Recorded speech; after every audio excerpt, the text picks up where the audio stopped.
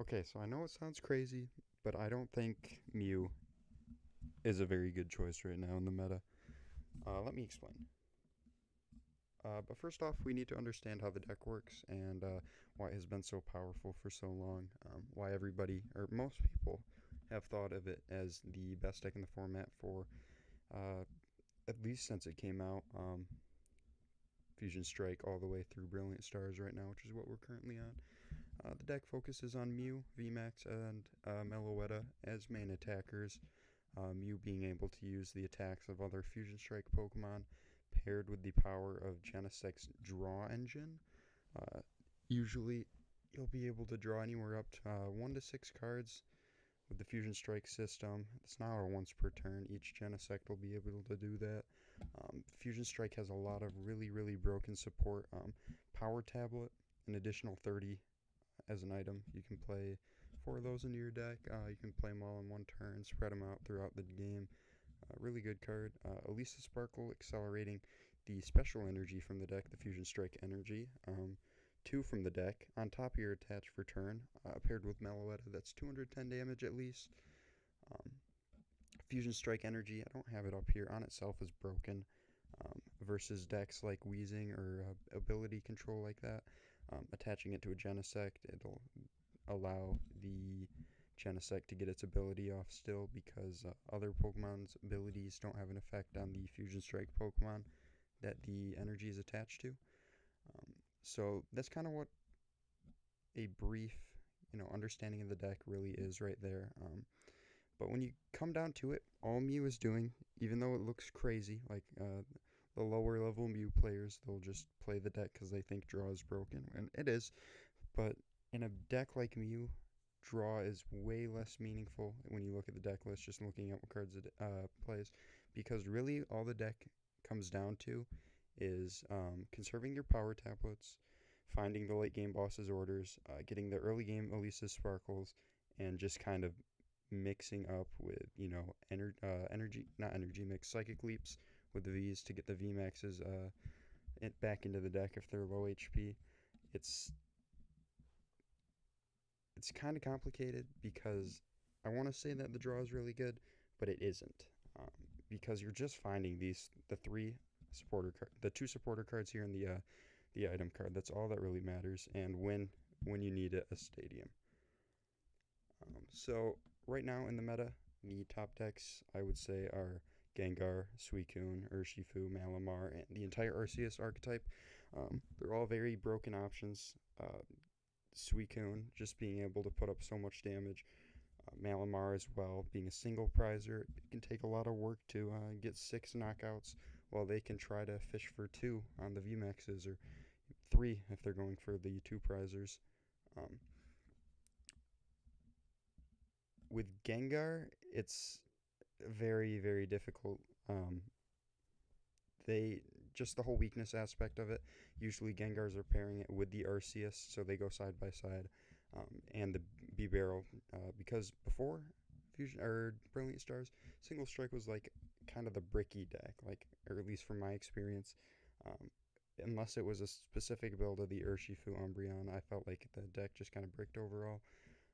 But Arceus, just increasing consistency across the board for the game, is just so impactful. Um, Arceus itself being able to just grab 2 cards, accelerate energy, paired with the Inteleon engine, it really competes with the speed and power of Mew. Same with Urshifu. Urshifu right now, it seems pretty obvious that it would be a bad matchup for it, but Urshifu players lately have been teching in so many options just to counter every bad matchup that it's coming harder and harder for the Mew players to beat the Urshifus. So right now, the problem cards for Y, on top of Mew being kind of lackluster, I feel like there's so much counterplay that every other deck is playing right now. There are so many tech cards every deck is looking at because Mew has been so notoriously powerful. Winning a lot of online events and just uh, running the online and local scene for so long. So a lot of decks are choosing to tech in any amount of these cards.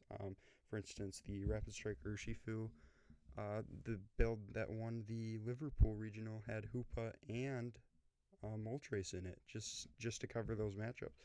Hoopa being a good attacker on its own, if you're going second, being able to deal 90 damage for 1 energy. But against Mew, that'll be a knockout on the V, hitting for 180 unless Oricorio is on the board. And even then, Choice Belt can make it go over and still KO it. Beedrill, of course, in single strike, just being able to knock out anything with Fusion Strike energies. A lot of builds right now in Mew aren't running the Psychic energy. Some of them are, some of them aren't. But that's something you really have to look out for. At any moment, single strike can just put out a Beedrill to get knockout. Same with Morpeko. Morpeko is really kind of more specific. You don't see it as much, but it's seeing play in a lot of rogue decks. Sableye we haven't seen a lot since Brilliant Stars, but in Fusion Strike that was a big thing. Same with the Glaring Wheezing. Eternatus is, I want to say, coming back. It's been doing pretty well lately, and is able to compete. Still kind of a 50-50 in the matchup. Galarian Moltres V getting the energy acceleration it needs, dealing 190 damage. Just again, darkness weakness is so bad right now, especially with all the really great darkness Pokemon. Umbreon, of course, being a boss's order and a dark Pokemon that can just one-shot is very strong. You're not seeing as much Umbreon right now, but at any moment it could come back, and it always is a problem, especially with the the single strike support being able to accelerate a new Vmax every turn. And then Marnie Path. So with the Arceus, that's always an option early game to try and brick the Genesect players is, bump their stadium, put a path in, they can't draw, Marnie them into a hand. The Mew player could see 4 decent cards, but more often than not, it's 4 cards that are very hard to play with. So results-wise, it did win the Australian regional, the first regional back. And as you can see through the top 16, there's quite a few Mew. Let me count up. 1, 2, 3, 4, 5, 6, 7. That's almost half of the share of top 16, which is a lot. The images are stretched, but this is on the left, the Salt Lake City, and on the right, we have the Liverpool regional.